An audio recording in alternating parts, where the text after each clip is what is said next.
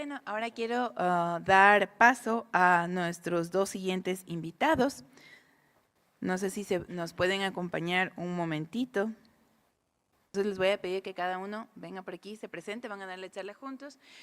Vamos a pasar, por favor, primero la presentación de Mario, que él es del Ministerio de Ambiente, para que nos cuente un poco el tema de la doble deducibilidad, y luego vamos a darle paso a Mauro para que él también como consultor tributario nos dé una mayor explicación. Adelante, por favor, Mario. Bueno, muy buenos días. Bueno, Lili ya me presentó, mi nombre es Mario Grijalva, trabajo en el Ministerio de Ambiente, Agua y Transición Ecológica. Actualmente tengo una delegación ministerial como secretario de este comité, de quien está encargado de la calificación de los proyectos y la certificación de los fondos, donaciones o patrocinios que realicen diferentes inversionistas a proyectos enfocados a cuidado ambiental. Entonces, no sé si me ayudan con la presentación, por favor.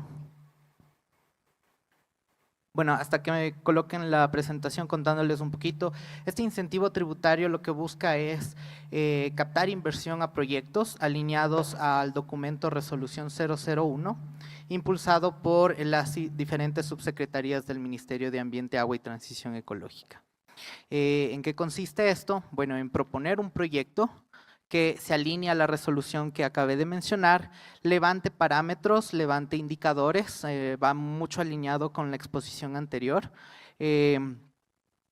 Bueno, les contaré en el transcurso de la diapositiva.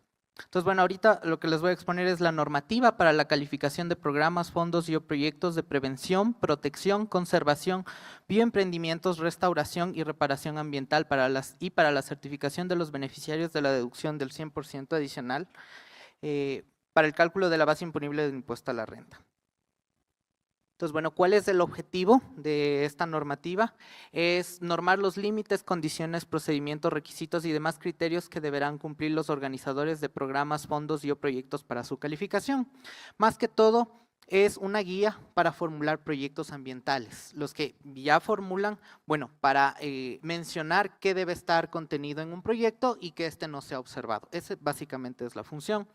También es normar la certificación de los beneficiarios que han donado, invertido, patrocinado en favor de programas, fondos y proyectos calificados ante la autoridad nacional para acceder al incentivo tributario de la deducción del 100% adicional para el cálculo de la base imponible del impuesto a la renta. Más que todo es para dar alivio a los donantes, para saber que las donaciones van a ser reconocidas, sobre qué deben donar y no tener ambigüedades, porque la mayoría de normativas tiene ese dejo, tiene esa falente que no está claro, ni procedimientos, ni establece claro qué se puede y qué no se puede hacer.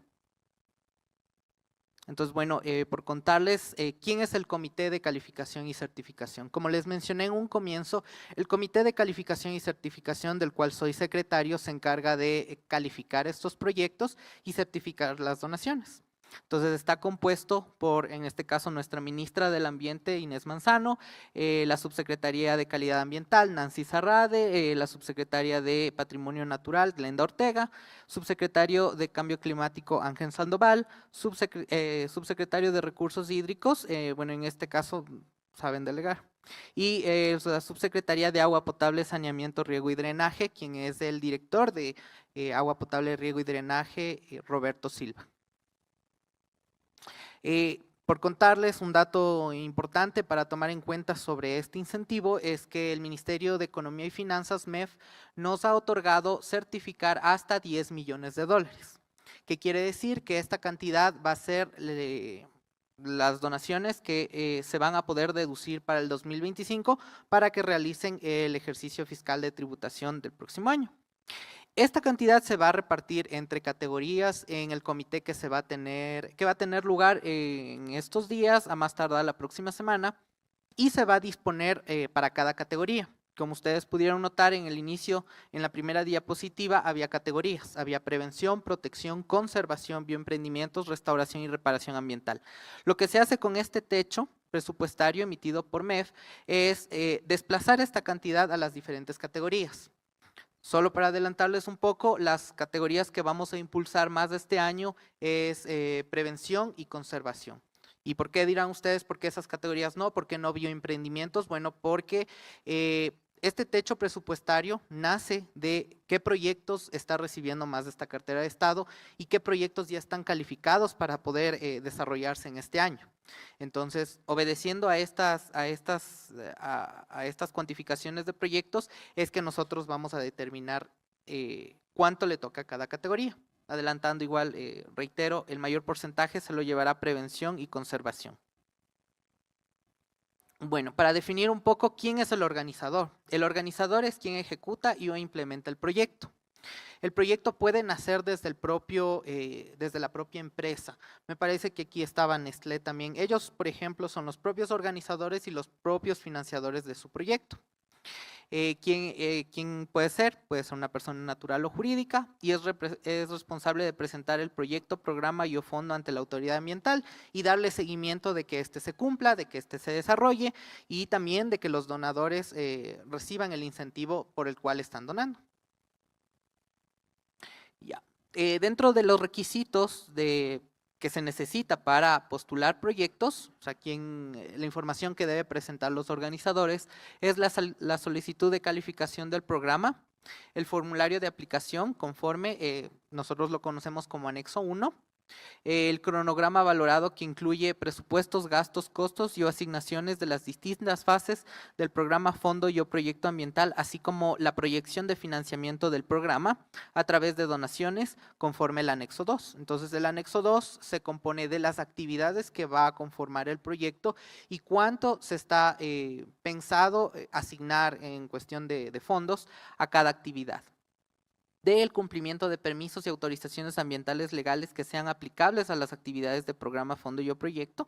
Por lo general, proyectos de educación ambiental, protección, hay algunos proyectos que no requieren de esta autorización, ya que no generan una actividad ambientalmente impactante, pero hay otras como construcción, como generación de energía, que sí necesitan estar reguladas ambientalmente. La hoja de vida y trayectoria de los que van a realizar el proyecto y una declaración juramentada de que toda la información consignada para la calificación es legal y se encuentra vigente. Otros que defina el comité de calificación es, bueno, la resolución 001 y, bueno, lo que nos ha pasado es que en construcción, a lo menos, tuvimos un par de parámetros que debían ser incluidos debido a reformas en cuanto estatales. Entonces, ¿cuáles son los tiempos y cuál es el procedimiento para la calificación? Una vez que el organizador ingresa su proyecto, que pasa dentro de esta cartera de Estado, pues bueno, se presenta el proyecto, se entrega el proyecto por parte de la Secretaría del Comité a la subsecretaría encargada.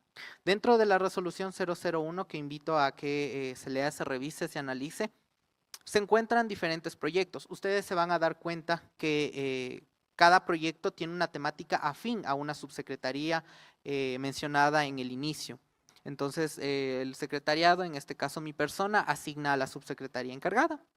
Esta revisión, esta entrega tiene como vigencia 3 días. Luego, por parte de la revisión de la subsecretaría encargada, toma 20 días. ¿Por qué este tiempo?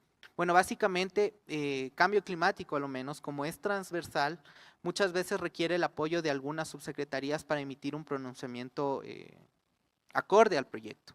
Entonces, por ejemplo, cuando trabajamos con Red Más, con el tema de conservación, con el tema de preservación de naturaleza por actividades de deforestación, necesita sí o sí el pronunciamiento de patrimonio natural. Es por esta razón que los tiempos se manejan de esa manera. La entrega del informe técnico al secretariado toma otros 3 días. Posterior a esto existen 2 escenarios, que no existen observaciones, el proyecto pasa al comité y este es calificado favorablemente. Si existen observaciones por otro lado, se notifica, no pasa por el comité, pasa por el secretario, mi persona les notificará y la entrega de observaciones toma 10 días. La subsanación de observaciones asimismo tiene 2 escenarios. Subsanadas las observaciones, el proyecto se encuentra calificado favorablemente. Si existen observaciones que no se pueden levantar, que realmente son persistentes, el proyecto lamentablemente es archivado. La certificación de los beneficiarios, por otro lado, bueno, ya va a hablar mi compañero con respecto a cómo se ejecuta el incentivo ya tributariamente, pero les voy a decir el paso antes de eso. Una vez que alguien como donante ya realizó sus aportes y necesita la certificación, lo primero que tiene que constatar es que el aporte que haya realizado se haya ejecutado, haya tenido indicadores medibles, cuantificables y verificables. Cuando yo cumplo con este paso, puedo yo solicitar una certificación. Entonces, esto va para quien haya invertido, donado, patrocinado.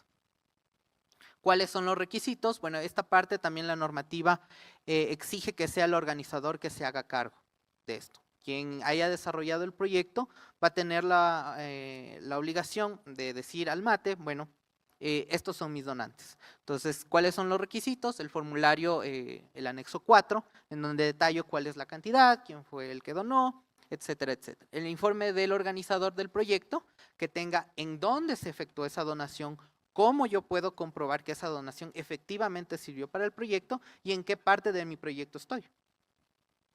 El contrato convenio, bueno, este contrato es entre privados, sabemos decir, entre el que organiza y en el que dona. Básicamente no hay un modelo, las obligaciones la determina cada parte. El documento de cuota de disponibilidad del techo para cada categoría vigente. Bueno, este documento, quien lo realizó fue en ese entonces el ministro Juan Antonio Dávalos y el José Antonio Dávalos, perdón. Y este requisito se solicitó con el objetivo de que el organizador tenga en miras de cuánto se dispone del presupuesto que nos otorgó MEF. Realmente sonaría que, bueno, yo estoy diciendo, hay o no hay plata para yo certificarme, pero en la realidad, en la práctica, nosotros hacemos la contabilización de lo que se ha calificado y de lo que posiblemente se calificará. Que donde está toda la norma que les estoy comentando, hay dos declaraciones, una del beneficiario y otra del otro. Para la revisión de la certificación es mucho más sencilla. ¿Por qué? Porque no hay que calificar, es simplemente tener en desarrollo el aporte y esa actividad no estaba en un inicio, porque sí pasa que a veces no reemplazan actividades que dicen en vez de Java esta, pero no apoya el objetivo del proyecto. Realmente no vemos que esto sea relevante. Realmente básicamente esto para que no suenen a arbitrariedades y no se encuentra en la documentación. Pues bueno, una vez más corto el tiempo, se emite un informe y es igual que la calificación tiene dos posibles desarrollos. No existen observaciones, sale la certificación para los donantes, que es una certificación, es un documento el cual avale que se puede realizar el ejercicio de si existen observaciones, se realizan dichas observaciones, el orden de los se subsanan, se emiten las certificaciones, no se puede subsanar, se archiva la solicitud. No ha habido casos en que tengamos que archivar solicitudes de certificación, no ha habido casos de esto. Hubo un caso en el que sí tuvimos que sacar dos actividades que el proponente consideró que aportaban al objetivo del proyecto, sin embargo, no pudo demostrar, salieron de la certificación.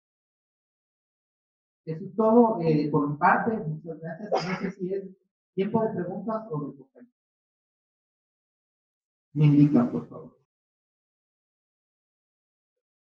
Muy buenos días con todos, un gusto estar acá. Por favor, con la presentación. Bueno, mi nombre es Mauro Tejada, un gusto poder estar acá. Muchísimas gracias por la invitación, por un poco poder compartir todos estos temas que son relevantes, pero que también tienen una conceptualización, un impacto desde la perspectiva tributaria.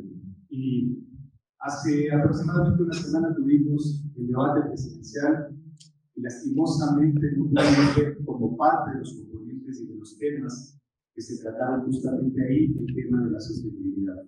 Así que este tipo de acercamientos, ¿no es cierto? Este tipo de eventos que podemos realizar en relación a eso, poder, digamos, recordar lo vulnerable que podemos ser respecto de el tema ambiental. Me parece que es importante, ¿no es cierto?, como generadores de conocimiento. Yo quisiera un poco tomar en consideración lo que mencionaba Jesús, solamente para que ustedes puedan tener la referencia. En Perú, ¿no es cierto?, todo el tema de inversión extranjera directa abarca casi 10.000 millones de dólares en el año 2024. En el año 2022 tuvieron aproximadamente 9.000 millones, en el año 2023 bajó esa inversión a 6.000 millones y en el 2024 cerró con aproximadamente 9.000 millones de dólares. En Colombia, un vecino, ¿no es cierto?, que está aquí cerca de nosotros, la inversión extranjera directa estuvo con aproximadamente 15.000 millones de dólares en el año 2024. En el Ecuador, las citas que tenemos para el año 2024 es de aproximadamente 180 millones de dólares. No nos acercamos en absolutamente nada a nuestros países vecinos, Perú y Colombia. ¿Y por qué quiero hacer referencia a esto? No es crítica al compañero ni al ministerio, ni mucho menos, me parece que está relacionado con la política de Estado. Hoy por hoy, ¿no es cierto?, para todo lo relacionado con los beneficios fiscales y beneficios tributarios, de acuerdo a la normativa, tenemos justamente techos fiscales. Como lo vimos para el tema de energía renovable, para el tema de sostenibilidad, todo lo relacionado con este tipo de proyectos, el techo es de 10 millones. En el tema de contratos de inversión, ¿no es cierto?, el techo fiscal que tenemos ahí es de aproximadamente 105 millones. ¿Qué es lo que quiero y qué es lo que trato de decir detrás de esto? Es que efectivamente, ¿no es cierto?, a pesar de que podamos generar todos los componentes, elementos, establecer directrices, lineamientos y todo lo demás, en alguna parte, ¿no es cierto?, lastimosamente vamos a tener un stock, un par respecto de lo que queremos hacer como emprendedores y como empresarios. Me parece que eso, más allá de los efectos de beneficios tributarios y demás, al final del día, ¿no es cierto?, es un elemento que tiene que ser evaluado. Así que ese es, digamos, un poco el antecedente que quisiera darles en atención a estas vicisitudes respecto de contratos de inversión y beneficios fiscales.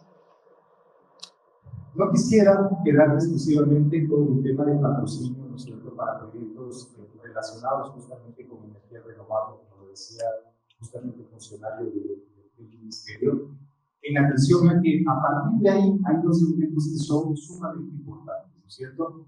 Como ustedes saben, la mayoría evidentemente lo conocen, el tema de la donación para exención de impuesto a la renta, ¿no es cierto?, no es posible utilizar. Si yo como una entidad, como una empresa, como una persona natural, normalmente puedo hacer una donación a una entidad sin de lucro, a una fundación, o digamos a un proyecto que eventualmente me pueda interesar, esa donación per se, de acuerdo a lo que nos establece la ley de régimen tributario interno, no es deducible para efectos de deducibilidad del impuesto a la renta. Sin embargo, ¿no es cierto?, este tipo de proyectos a través de los auspicios, por única vez, en atención justamente a estos, tienen esta doble deducibilidad. La deducibilidad por la donación como tal, que como les mencionaba normalmente no tiene una deducibilidad, y adicionalmente el 100%. Entonces, me parece que a partir de ahí es importante poder evaluar cuáles son esos impactos fiscales que podemos tener detrás de estos juicios en este tipo de proyectos y cómo a partir de ahí pues podemos inclusive generar una especie de planificación fiscal. Solamente, digamos, un poco para complementar lo que mencionaba hace un momento, el Ecuador ha venido haciendo, me parece importantes, ¿no es cierto?, inclusiones respecto de lo que puede suceder en el tema de inversión. Acordémonos que en el año 2010, el Código Orgánico de la Producción, que todos los conocemos como COPSI, ya se hicieron algunos acercamientos relacionados justamente con los contratos de inversión. Y se estableció, ¿no es cierto?, en algunos sectores prioritarios, como la agrícola, el de alimentos frescos, la mecánica, petroquímica y farmacéutico, ¿no es cierto?, algunos elementos de deducibilidad importantes, relacionados con qué, justamente con el tema del contrato de inversión como tal. Que si bien es cierto, es un mundo un poquito diferente del tema de los juicios, patrocinios e inversiones, sin embargo, su finalidad seguía siendo lo mismo, ¿no es cierto? que podamos invertir en activos productivos que no necesariamente están relacionados solo con la logística productiva de la actividad, sino también eventualmente con este tema de sostenibilidad. No había detrás de eso, digamos, un limitante detrás de los conceptos. Sin embargo, lo que sí existía eran sectores sobre los cuales se podía generar este tipo de inversión. ¿Cuál era el elemento principal acá? Por supuesto, la elaboración del contrato de inversión, donde se incluía el Ministerio de Producción, donde entraba la entidad que iba a generar justamente la inversión, y a partir de ahí, ¿no es cierto?, la validación de estos elementos que mencionaba hace un momento. ¿Qué es lo que teníamos ahí? Básicamente, una vigencia de 10 años de ese contrato de inversión y impuesto a la ley. Este me parece que fue de los primeros elementos o de las primeras líneas de acción que tuvo el Estado, a partir del cual se podían generar estos beneficios tributarios y la aplicación, ¿no es cierto?, de inversiones en atención justamente a componentes específicos. ¿Qué es lo que tuvimos ahí? Un poco para ir ya, digamos, desmenuzando lo que se podía y se debía generar como inversión y a partir de ahí, ¿no es cierto?, elementos de deducción. Por ejemplo, maquinarias, equipos y tecnologías. No había o no hubo en ese momento elementos específicos relacionados con el tema de sostenibilidad, ni mucho menos, sino más bien el concepto era amplio, ¿no es cierto? Maquinarias, equipos y tecnologías. ¿Qué es lo que tenían o teníamos en ese momento como beneficio? El 100% de deducibilidad adicional en la depreciación de esa propiedad, planta y equipo. Sistemas de generación distribuida para abastecimiento a base de energías renovables no convencionales, que ya tenemos ahí un componente de sostenibilidad. Mecanismos de producción más limpia, siempre y cuando estos no hayan sido obligados por la autoridad de control. Mecanismos de generación de energía de fuentes renovables, solar, eólica o similares, igual, siempre y cuando, digamos, el ente de control no lo solicitase. Reducción del impacto ambiental en la actividad productiva y reducción de emisiones de gases de efecto invernadero, ¿no es cierto? Esto lo teníamos bajo las siguientes consideraciones, en términos muy generales, ¿no es cierto? Aplicaba durante la vida útil de los mismos, siempre pensando que estas inversiones, ¿no es cierto?, me generen un ingreso y a partir de la generación de ingresos, la deducibilidad o la doble deducibilidad. Contar con la autorización por parte de la autoridad ambiental.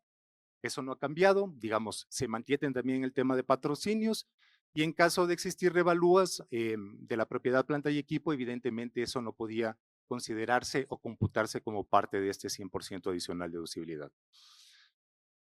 Se ha mantenido, lastimosamente ha habido algunos cambios y modificaciones en la norma respecto de COPSI que eventualmente han generado un poco de complicación, ¿no es cierto?, en atención a la aplicación, valga la redundancia, de este incentivo tributario. Sin embargo, sigue vigente, se mantiene, solamente que como parte de la aplicación de este beneficio tributario, evidentemente tenemos la posibilidad del contrato de inversión. Aquí un poco para recapitular lo que les mencionaba hace un momento, ¿no es cierto?, cómo lo podemos hacer a través de una entidad sin fin de lucro. Se incluyeron temas adicionales para deportistas, estudiantes, entidades educativas y las donaciones para Policía Nacional. Esto, digamos, un poco lo quiero incluir como parte de la presentación en atención a estos elementos que el Estado ha puesto como parte de estos beneficios en atención a las nuevas inversiones. Y acá, ¿no es cierto?, recordemos que a través de la Ley de Eficiencia Económica y Generación de Empleo, que recientemente fue aprobada, pues estableció algunos elementos ya propiamente relacionados con el tema de sostenibilidad, ¿no es cierto? Y aquí también se incluyó el tema de zonas francas, pero sobre todo, y es digamos, el que nos interesa, la generación de energías renovables, no convencionales, la producción, industrialización, transporte, abastecimiento y comercialización de gas natural o hidrógeno verde, con una extensión de 10 años.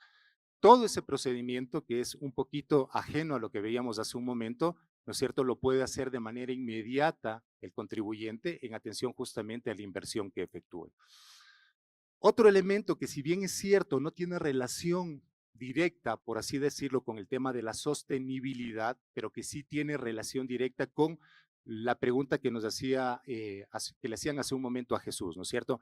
¿Qué pasa si no soy parte del sector estratégico, pero eventualmente detrás de esa inversión ¿no es cierto? Yo voy a hacer, voy a invertir, ¿no es cierto?, en un activo, voy a invertir en una propiedad, planta y equipo que eventualmente tenga impacto en la sostenibilidad. El día de ayer justamente tenía una conversación con un contribuyente y me mencionaba, mira, yo tengo un hotel y este hotel, lastimosamente por todos los temas relacionados a la crisis energética, ha visto mermada su demanda, en atención justamente a que la gente ha dejado de salir, en atención a que no he podido, ¿no es cierto?, probablemente tener un generador que me abastezca el 100% del tiempo y pues me ha tocado cerrar algunas áreas del hotel. ¿Cuál es la inversión que estoy haciendo? Me comentaba el contribuyente. Estoy, siendo parte del sector turismo, por supuesto, estoy invirtiendo en celdas de paneles solares. ¿Cómo puedo acogerme a un beneficio? ¿Qué es mejor para mí? Me preguntaba. Acogerme al beneficio relacionado con este patrocinio, en atención a que yo puedo, digamos, crear un proyecto y en atención a eso yo también ser el mismo inversionista, o podría acogerme, ¿no es cierto?, a través de esta exención en el sector turismo, ¿no es cierto?, de inversiones nuevas relacionadas justamente con destinadas al turismo rural, porque es un hotel que se encuentra un poco alejado de la ciudad. Y la pregunta de fondo, ¿no? ¿Qué pasa si es que una vez generada la inversión, yo puedo o no puedo tener una doble deducibilidad?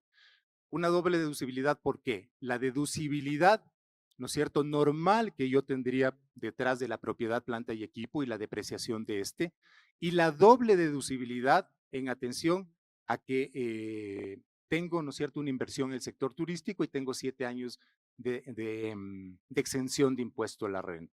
Entonces, son preguntas, digamos, son cuestionamientos que probablemente la norma no lo puede establecer de manera directa.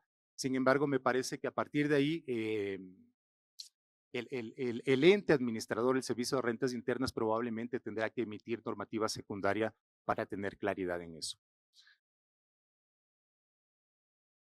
Acá un poco lo que he querido mencionarles y lo que he querido presentarles es cuáles son los elementos normales que debemos verificar y debemos evaluar detrás de las inversiones y cómo detrás de esa inversión, ¿no es cierto?, hay componentes jurídicos que tienen que ser cumplidos justamente para que esa deducibilidad no pueda ser cuestionada o no sea cuestionada o revelada un hallazgo a través de la autoridad tributaria.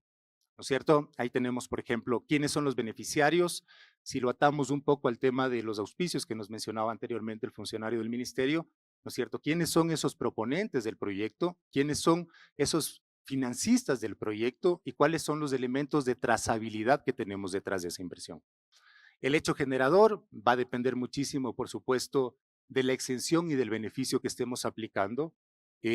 Por ejemplo, tenemos nuevas inversiones según definición del COPSI. En el caso de los patrocinios será el momento en el cual se evidencie, se evalúe la entrega del recurso económico al proyecto y cómo, una vez el dinero en el proyecto, ¿no es cierto?, ha empezado a generar ingresos grabados. Sectores económicos, si es que son todos o si es que hay sectores económicos que tienen restricción para la aplicación de la exención tributaria. Los plazos y límites, en el caso de turismo, como veíamos, desde 7 años, para otro tipo de inversiones son de 10 años, y cuando son fuera de la ciudad de Quito son de 15 años. Va a depender muchísimo, ¿no es cierto?, de cuál es el elemento sobre el cual estemos generando nuestra inversión. Tenemos, por supuesto, el tema de cumplimiento, criterios de transparencia y sustancia económica, que probablemente es el elemento más importante, ¿no? Al final del día, podemos armar todo el tema procedimental, todo el tema documental detrás de la inversión que estemos generando. Sin embargo, lo importante detrás de esto es verificar el cumplimiento de las condiciones que tengamos, por ejemplo, en el tema de los proyectos de sostenibilidad, esos indicadores que nos mencionaba hace un momento.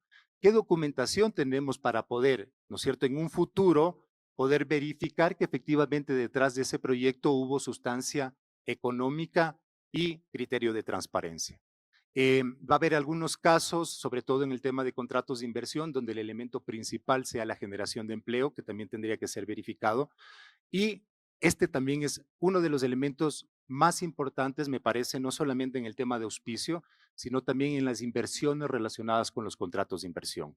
¿Cómo podemos distinguir que esa nueva inversión, vamos a suponer que yo soy una entidad que ya vengo en operación, ¿no es cierto?, y tengo una nueva inversión? ¿cómo puedo distinguir y desagregar que esa nueva inversión, la cual es exclusivamente la que te va a tener el beneficio tributario, ¿no es cierto?, la vamos a poder separar? Eso es relevante y muy importante porque para efectos de razonabilidad de los estados financieros y para la verificación de la deducibilidad por parte del ente de control, va a ser el elemento sustancial, ¿sí? Entonces, creo que la documentación que podamos preparar detrás de eso, ¿no es cierto? Probablemente centro de costos, que es, digamos, lo que normalmente se puede evidenciar para poder distinguir los beneficios detrás de una nueva inversión, es uno de los elementos que nos sirven mucho. Y la autorización previa, que como lo mencionaban hace un momento, es un elemento sustancial, la certificación que podamos tener detrás del ente regulador, justamente como punto de partida de la exención tributaria. Igual entiendo que esta presentación va a ser parte de la información que va a ser remitida a cada uno de ustedes. Aquí yo he querido generar un tema comparativo respecto de los beneficios que tenemos por las N normas que se han generado y en atención a las N reformas que tenemos en el Ecuador respecto del tema tributario, para que justamente pueda ser validado, verificado por ustedes y en atención a eso tener certeza de cuáles son los componentes que se deben cumplir y en atención a eso, pues, ¿no es cierto?, acogerse a los beneficios tributarios. Igual acá, nada más una breve descripción y un breve resumen de las deducciones que tenemos aplicables en este momento para nuevas inversiones. Como ustedes ven, no hay un limitante, más allá de que tenemos norma específica para el tema de inversión, en el tema de sostenibilidad, pero eso no obsta, ¿no es cierto?, que algunas normas relacionadas con estas exenciones tributarias puedan estar justamente relacionadas con el sector, con cualquier sector y detrás de ese sector la sostenibilidad como tal. Eso de mi parte, muchísimas gracias.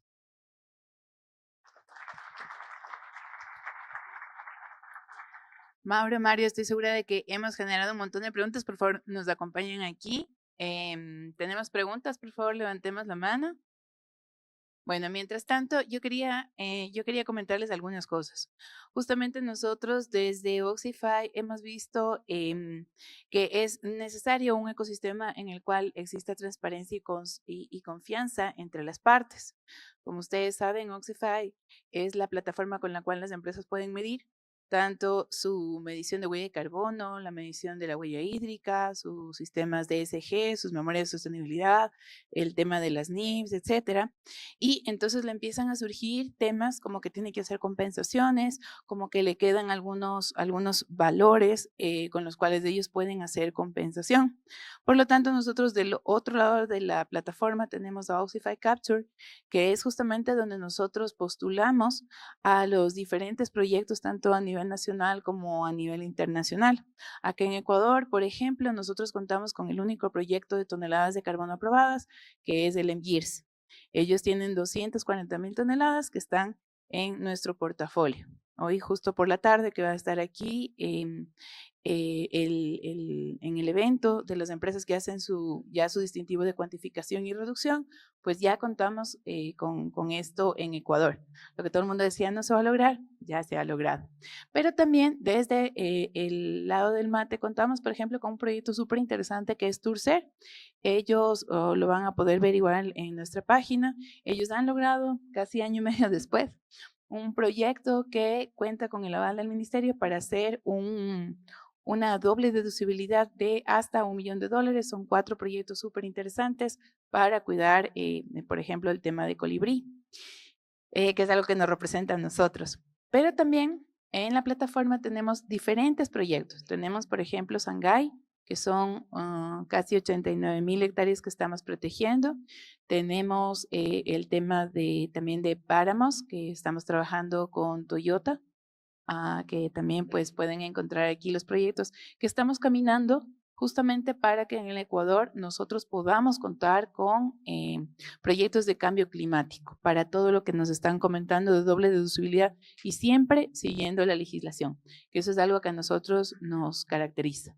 Seguir la legislación y apoyarnos pues en lo que las autoridades nos comentan, pero también en lo que la tendencia del mercado nos viene a dar. Entonces, no sé si ustedes tienen preguntas para aquí nuestros expositores, por favor. Por favor, ahí Juan Carlos.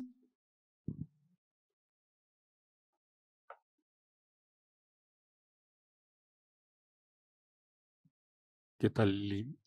Bueno, gracias por la invitación. Es una pregunta, bueno, es un poco obvia, pero quiero que esté bastante explícita.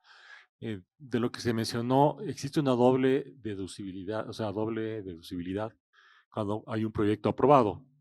Quisiera que de primera me comentes, por ejemplo, en un proyecto de los que acabas de mencionar, si una persona tiene, no sé, quiere hacer una donación, esta donación sería al 100% y ¿dónde más se representa, dónde más está la doble deducibilidad? Porque la primera es la donación y lo demás, si yo soy un inversionista que tengo un exceso y quiero invertir en uno de estos proyectos, ¿cómo se referiría en mi empresa? Claro, con gusto.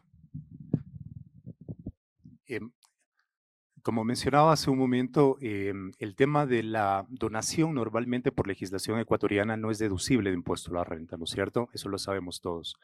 Sin embargo, con este tema de auspicios, promociones y demás, esa donación es posible hacerla deducible en mi estado financiero, ¿sí? Como un gasto, y la doble deducibilidad la voy a aplicar en la conciliación tributaria, ¿sí? Entonces, ese es el efecto en el estado financiero y en la presentación de la declaración de impuesto a la renta. Entonces, en una primera instancia lo hacemos deducible como parte de la presentación de mi estado financiero, va a tener efecto en la utilidad y la doble deducibilidad del 100% adicional en conciliación tributaria.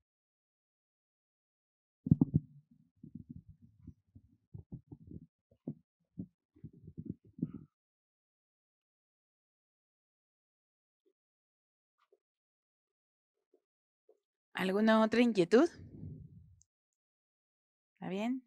A mí, no sé si, a mí siempre me gusta hacer una correlación. Entonces, sí, anteriormente tuvimos la exposición que nos hizo Jesús sobre el tema de las NIPS de S1, S2.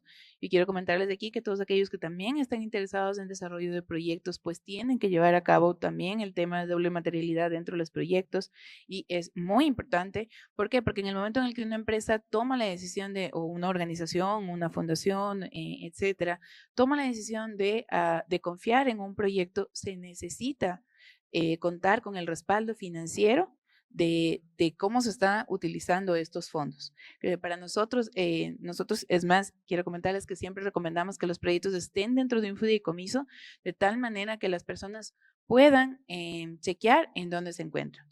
En nuestro caso, todos los proyectos que nosotros vamos a estarles presentando van a estar a través de blockchain y eso quiere decir que ustedes pueden tener una trazabilidad con NIPS, ahora que estamos hablando de inteligencia artificial y demás, y además que van a poder ver en ese proyecto qué va a suceder en el siguiente año, 2 años, 3 años, 5 años.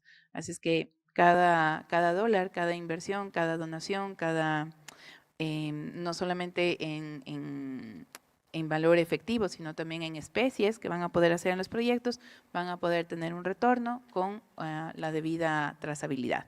Entonces, bueno, un aplauso por favor para nuestros 2 expositores.